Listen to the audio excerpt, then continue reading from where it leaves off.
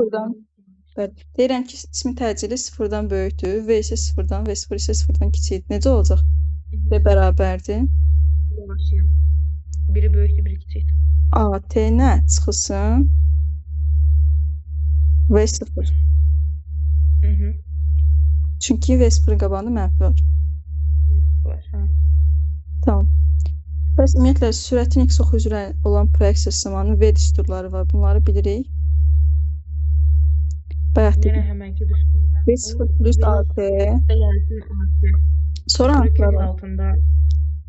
Kök altında düstur var idi. Hansı düsturdu yadınızdadır mı? Kvadrat üstə gəlsin 2T idi deyəsən. Xeyr. Kvadrat. AS. Hə. Sonra 3 dənə 2S bölünsün T çıxılsın V. V0. V yox, V0. V0 bərabərdir. Çünki biz V-ni tapırıq, necə V çıxa bilərik? V0 çıxırıq. Deyir ki, bizim hərəkətimizdə V0 0 olur. Necə olacaq? V bərabərdir AT.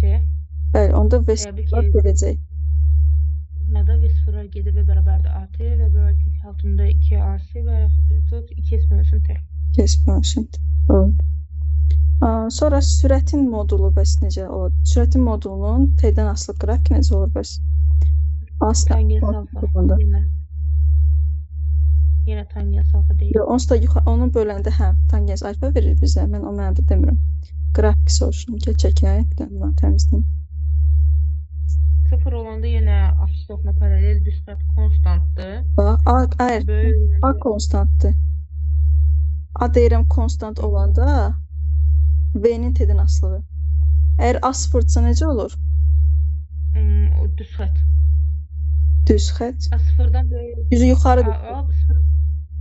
Sıfırdan böyük olanda üzü yuxarı, sıfırdan aşağı, sıfırdan kiçik olanda da aşağı olur.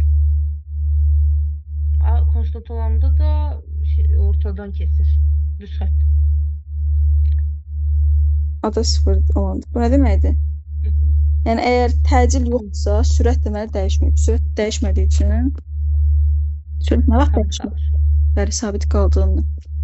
Bu qrafiki görə əgər V-miz də olsaydı mənfi, onda necə olacaqdı? V-miz mənfi? Bəli, V-dir və V0-ımız daha ki aşağıdadır. O buradadır. A0-dan böyük olanlar necə olacaqdı? Yenə yuxarı. Amma 4-cü rübdür bu da. A0-dan kiçik olan necə olacaqdı?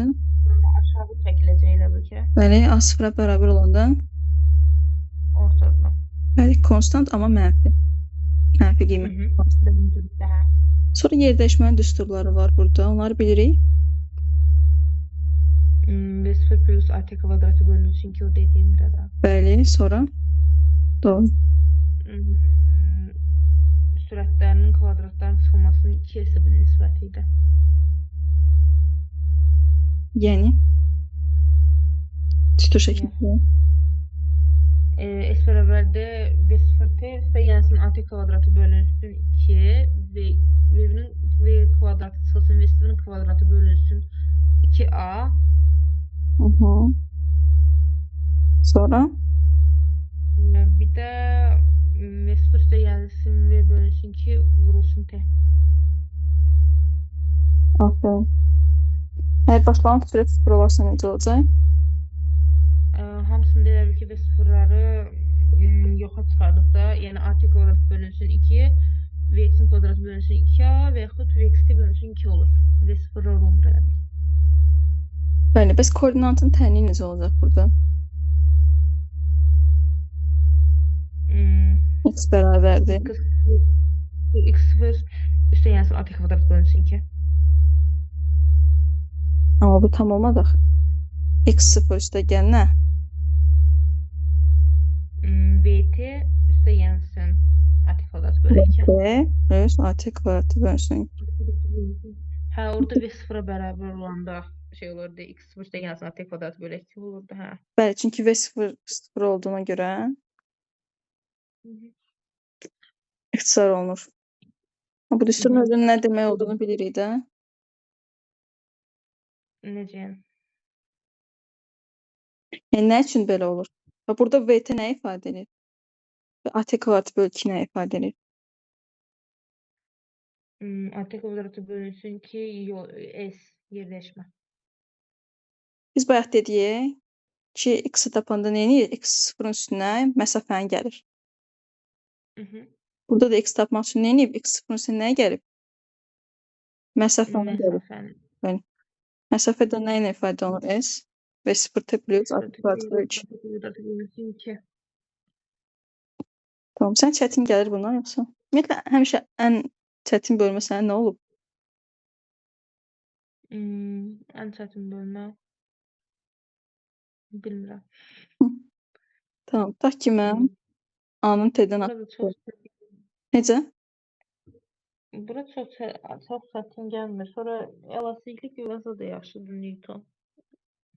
Ha.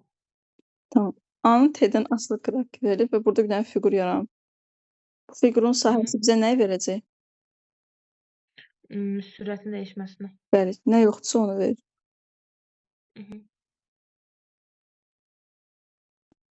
Sonra bir də var, yer dəyişmək üçün Yenə N-incisi